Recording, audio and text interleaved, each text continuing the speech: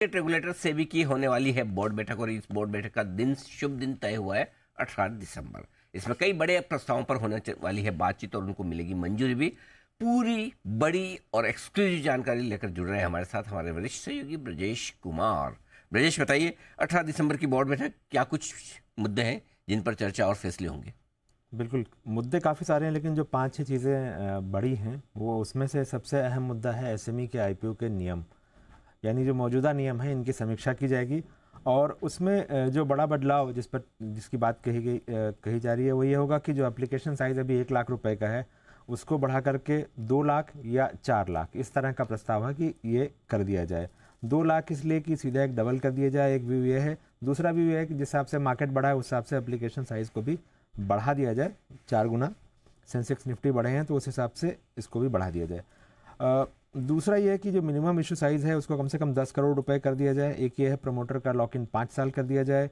Monitoring agency की शर्त लगा दी जाए ताकि जो पैसा आया वो कहाँ गया ट्रैक हो सके। प्रमोटर कितना इशू का कितना साइज तक ओएफएस में ला सकता है इसकी भी बाकायदा 20% तक की सीमा तय कर दी जाए, इससे ज़्यादा वो नहीं ला पाएँ ओएफएस में।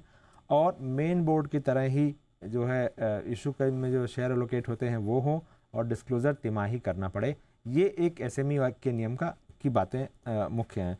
दूसरा जो बड़ा मुद्दा है वो यूपीएसआई, यानी यूपीएसआई का जो अभी का जो नियम है, कंपनियां ये करती हैं कि जितना रेगुलेशन में लिखा है वर्ड टू वर्ड वही फॉलो करती हैं, ना कि उसके पूरे इंटेंट को फॉलो करती हैं। तो इंटेंट भी फॉलो हो और ज़्यादा और चीज़ें इसके दायरे में लाई जाएँ, इस पर भी बोर्ड चर्चा करेगा, जिसमें जैसे कि फंड जुटाना है, रिस्ट्रक्चरिंग है, ओटीएस, ये सब भी यूपीएसआई के दायरे में आएंगे।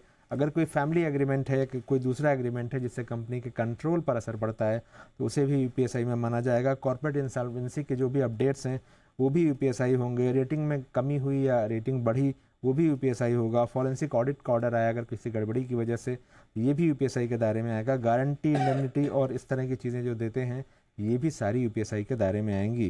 कोई इंपॉर्टेंट लाइसेंस कैंसिल होता है या मिलता है या सरेंडर होता है तो भी यूपीएसआई कहा जाएगा। तीसरा जो मुद्दा है वो है मर्चेंट बैंकिंग के रेगुलेशन में चेंजेस।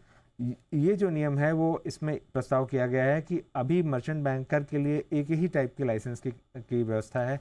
भविष्य में जो है 2 तरह के लाइसेंस की व्यवस्था की जाए। एक होगा जो कैटेगरी 1 होगा जिसके लिए नेटवर्थ की कंडीशन जो भी 5 करोड़ है उसको बढ़ाकर 50 करोड़ किया जाएगा, यानी 10 गुना बढ़ाया जाएगा। और दूसरा है 10 करोड़ यानी कैटेगरी 2। 10 करोड़ वाले जो होंगे वो मेन बोर्ड के इशू छोड़कर बाकी सारे काम कर पाएंगे और जो 50 करोड़ वाले होंगे वो सारी एक्टिविटीज़ के लिए एलिजिबल होंगे। जो एग्जिस्टिंग हैं उनको इस नियम पर आने के लिए, नए नियम के लिए 2 साल का वक्त मिल जाएगा ताकि वो कंप्लाई कर पाएँ।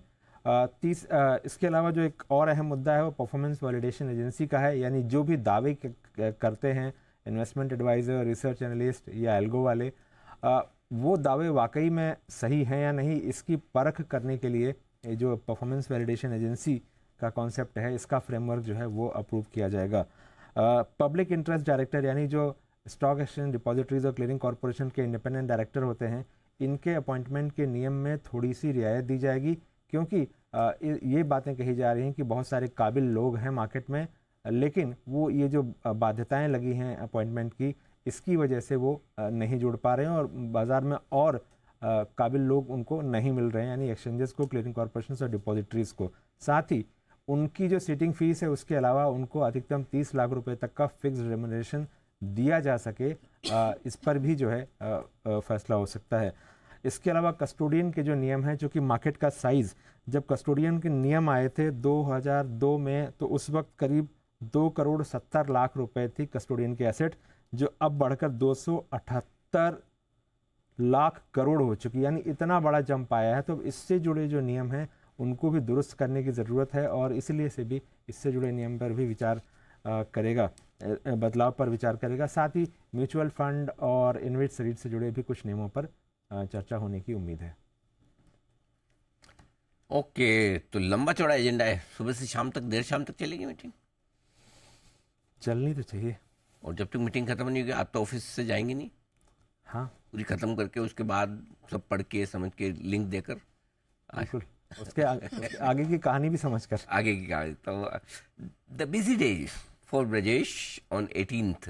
लंबी मीटिंग है और आमतौर पर 6-7-8 बजे तक की सारी खबरें आना शुरू होती है कि एग्जैक्टली मीटिंग में क्या क्या हुआ, क्या क्या नहीं हुआ। तो काफ़ी कुछ बड़े डिसीजंस होने हैं, बड़ी चर्चाएं होनी है और जाहिर सी बात है कि इतने बड़े मुद्दे हैं तो समय तो लगता ही है चर्चा करने में और फैसला लेने में। तो काफ़ी कुछ एक्शन होने की तैयारी है और जो सबसे ज़्यादा इंटरेस्ट वाली बात है वो है एसएमई के आईपीओ को लेकर, क्योंकि एसएमई सेगमेंट में जिस तरह से अनाप शनाप सब्सक्रिप्शन आए हैं, तगड़ी लिस्टिंग हुई है, इसके बाद स्टॉक भागे हैं और हाल ही में कुछ कुछ केसेस तो हमने देखे जहाँ पर रेगुलेटर्स और एक्सचेंजेस बड़े टाइट होकर पैसा रिफंड करने की भी बातें करते दिखे। तो अब वहाँ पर किस तरह के नए नियम आते हैं एप्लीकेशंस को लेकर और सब्सक्रिप्शन को लेकर, तो वो देखने वाली बात होगी। तो ये है आपके लिए पूरा का पूरा सेबी की बोर्ड बैठक में एजेंडा।